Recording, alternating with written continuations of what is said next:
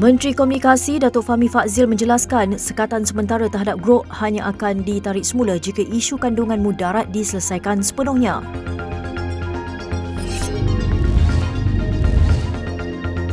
Kemunculan semula bekas Ketua Pemuda UMNO Malaysia, Khairi Jawaluddin Abu Bakar di Perhimpunan Agung Sayap Pemuda UMNO 2025 mencuri tumpuan selepas episod pemecatannya daripada parti itu pada tahun 2023.